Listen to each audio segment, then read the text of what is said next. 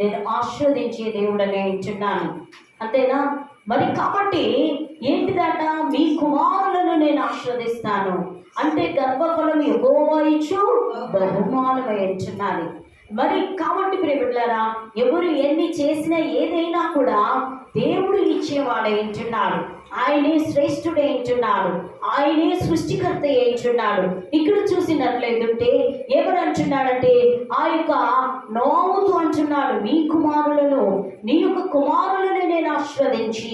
చూసారా ప్రియబిడ్డలారా, నీ కుమారులను, ఎందుకంటే మన పరిచర్యను బట్టి, మన ప్రార్థన జీవితాన్ని బట్టి, మన పిల్లలను, మన కుటుంబాలను, మన తరం వారిని ఆయన దీవించువాడై ఉంటున్నాడు. కాబట్టి ఇక్కడ అంటున్నాడు, ఏమని చెప్తున్నాడంటే, మరి చూడండి, మీ ఆశీర్వదించి మీరు ఫలించి అభివృద్ధి పొంది, మీరు ఏం చేయాలట, మీరు ఫలించి అభివృద్ధి పొంది భూమిని నింపుడి. చూసారా ఎంత మంచి వాగ్దానము మరి ఈ యొక్క నోవహు కుమారులకు, నోవహుకి ఎలా ఇస్తూ ఉన్నాడు. మీరు ఫలించి ఏంటిది, ఆశీర్వదించి మీరు ఫలించి ఏంటిదట, భూమిని నిందించండి. అంతేనా? మరి జలప్రలయము, నోవహు కాలంలో జలప్రలయం వచ్చిన తర్వాత ఒక్క వ్యక్తి కూడా మిగిలలేకుండా మరి ఏంటిదండి, ఆ యొక్క జలప్రలయంలో కొట్టుకొని వెళ్ళిపోయి ఉన్నారు. ఎందుకనంటే మొత్తము పాపముతో నిండుకొని ఉన్నది. కాబట్టి పాపంతో నిండుకొని ఉన్నప్పుడు వారి యొక్క జీవితాలను ఎన్ని చెప్పినా చాలామంది దేవుని యొక్క మాటను ధిక్కరిస్తూ ఉంటారు, దేవునికి లోబడిన జీవితాలు జీవిస్తూ ఉంటారు. కాబట్టి ప్రియబిడ్డలారా, ఎన్ని చెప్పినా వారు వినలేదు. కాబట్టి వారి జీవితాల్లో మరి ఏంటిదంటే దేవుడు జలప్రలయము తప్పించి ఉన్నాడు. అప్పుడు వారి యొక్క దేవుని యొక్క దూతనే, దేవుడే ఆ యొక్క ఏంటిదాన్ని నోవహు ఓడను ఏంటిది ఆ డోర్స్ వేసి ఉన్నాడు, ఎవరు కూడా తీయకుండా. ప్రియబిడ్డలారా, నశించిపోయి ఉన్నారు, చనిపోయి ఉన్నారు. ఎందుకు? వారు దేవుని యొక్క మాటను ధిక్కరించి ఉన్నారు. కాబట్టి దేవుని యొక్క మాటను ధిక్కరించి ఉన్నారు కాబట్టి వారు ఏమైపోయి ఉన్నారు, జలప్రలయంలో మరి ఆ యొక్క మరి జలప్రలయంలో కొట్టుకొని వెళ్ళి చనిపోయి ఉన్నారు.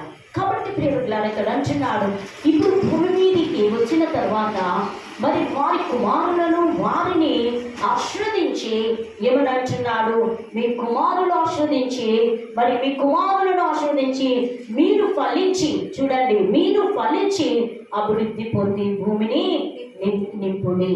హల్లెలూయా! ఎంత చక్కటి మాట ఈ యొక్క దేవాతి దేవుడు చెప్తూ ఉన్నాడు. చదవమా.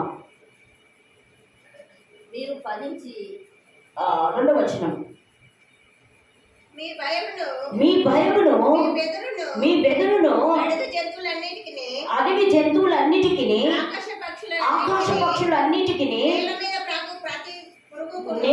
ప్రాకు ప్రతి పురుగుకును, చేపలన్నిటికీ కలుగును, అవి మీ చేతికి అప్పగింపబడి ఉండవి. హల్లెలూయా! ఎంత చక్కటి మాట చెప్తున్నారు చూడండి. దేవాది దేవుడు ఏమని చెప్తున్నాడు చూడండి, ఇవన్నీ మీ చేతికి నేను అప్పగిస్తాను. ఎప్పుడు అప్పగిస్తాను? దేవుని మాటకు లోబడి ఉన్నాడు కాబట్టి. ఎవరు లోబడి ఉన్నారు? నోవాహు లోబడి ఉన్నాడు కాబట్టి. నోవాహు మాట ఆ యొక్క కుమారులు ఏంటిదండి, వారి ఫ్యామిలీ అంతా విని ఉన్నారు కాబట్టి. మరి నీవు లోబడినప్పుడే దేవుడు నిన్ను దీవించడం ప్రారంభిస్తాడు. మనము లోబడినప్పుడే దేవుడు మనల్ని ఆశీర్వదించడం ప్రారంభిస్తాడు. మనము లోబడినప్పుడే దేవుని ఆజ్ఞకు లోబడిన, దేవుని యొక్క ఆజ్ఞకు లోబడినప్పుడే మనల్ని ఫలించి అభివృద్ధిని కలగ చేస్తాడు. కష్టాలు వస్తున్నాయని బాధపడకూడదు, శ్రమలు వస్తున్నాయని బాధపడకూడదు. కాబట్టి ప్రియబిడ్డలారా, ఎన్ని వచ్చినా వాటన్నిటి నుండి దేవుడు యేసయ్య ఏ విధంగా జయ జీవితాన్ని ఇచ్చి ఉన్నాడో మనకు కూడా జయ జీవితాన్ని ఇచ్చివాడై ఉంటున్నాడు. కాబట్టి ఇక్కడ అంటున్నాడు, మరి మీరు వీటన్నిటికీ ఏమైపోతుందట, వీటన్నిటికీ మీకు మీ చేతికి అప్పగింపబడి ఉన్నది. హల్లెలూయా! హల్లెలూయా! ఎవరి చేతికి అప్పగింపబడి ఉన్నాయట? ఎవరికమ్మా? నోవాహు యొక్క చేతికి, వారి యొక్క చేతికి అప్పగింపబడి ఉన్నామని మరి దేవాది దేవుడు చెప్తున్నాడు. చూడమ్మా. ప్రాణము గల సమస్త చేరములు ప్రాణము గల సమస్త చారములు సమస్త చారములు మీకు ఆహారమగును.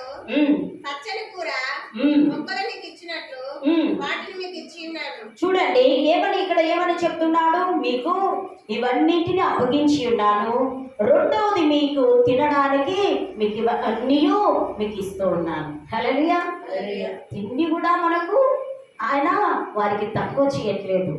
చూసారా? ఎందుకని అంటే దేవుని యొక్క మాటకు విధేయత కలిగి ఉండాలి. దేవుని యొక్క సన్నిధానములు ఎక్కువగా గడపడం ప్రారంభించాలి. నువ్వు ఎంతగా దేవుని సన్నిధానంలో ఎక్కువ గడుపుతావో అంతగా నువ్వు ఫలించి అభివృద్ధి చెందుతూ ఉంటావు. అంతేనా? చాలా మంది అన్నిటికీ సమయం ఇస్తారు కానీ ప్రార్థనకు సమయం ఇవ్వరు. కాబట్టి ప్రియులారా, నువ్వు బైబిల్ ఎంత చదువుతావో ప్రార్థన కూడా అంతే చేయాలి. నువ్వు అప్పుడే మనము ఫలించి అభివృద్ధి పొందుతాము. నీవు దేవుడు నీతో మరి ఏంటిదంటే ప్రార్థన వింటాడు, బైబిల్ వాక్యం ద్వారా నీతో మాట్లాడుతూ ఉంటాడు. కాబట్టి ఇవి రెండు లేని వారి జీవితంలో చాలా కష్టమేనండి. అభివృద్ధి కావాలంటే చాలా కష్టము. ఏంటంటే మరి చూడండి, వీటికి ఆయన మరి వీటిని అప్పగించి ఉన్నాడు.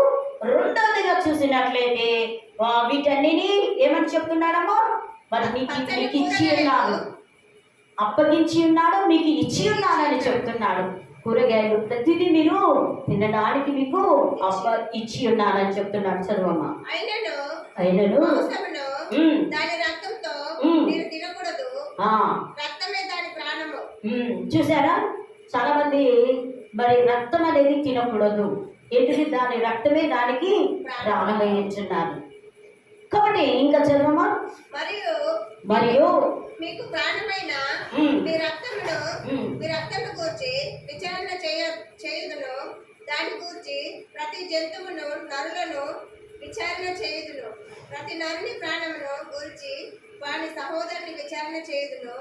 నరుని రక్తమును చిందించుచు వాని రక్తము నరుని వలననే చిందింపబడును.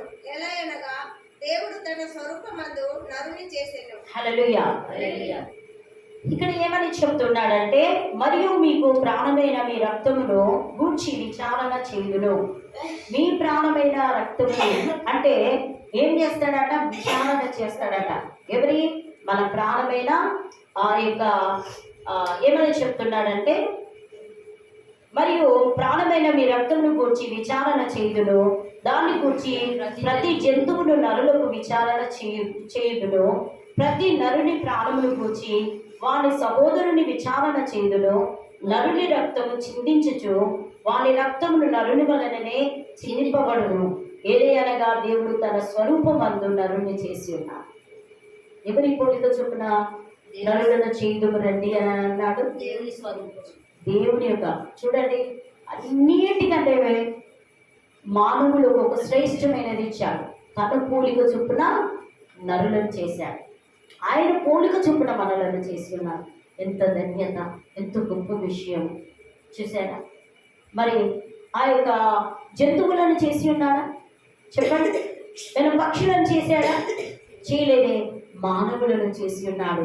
తన పోలిక చొప్పున తన వలె ఉండడానికి, మరి కాబట్టి తన వలె జీవించడానికి తన పోలిక చొప్పున మరి నరులను చేయుదుము రండి అని అన్నాడు. మరి ఆ తండ్రి అయిన దేవుడు మరి ఏంటిదండి, మరి కుమారుడైన యేసుక్రీస్తు పరిశుద్ధాత్మ దేవుడు మరి చూడండి ఇక్కడ నరులను చేయుదుమని చేసి ఆయన వారి యొక్క దేవుని యొక్క తన స్వరూపమందు నరుణ్ణి చేసి ఉన్నాడు. తన స్వరూపమందు మరి నరుణ్ణి చేసి ఉన్నాడు. అదే విధంగా 7వ వచనం చదువుకున్నాడు. మీరు ఫలించి అభివృద్ధి నొందుడి, మీరు భూమి మీద సమృద్ధిగా సంతానం కని విస్తరించుడని వారితో చెప్పాను.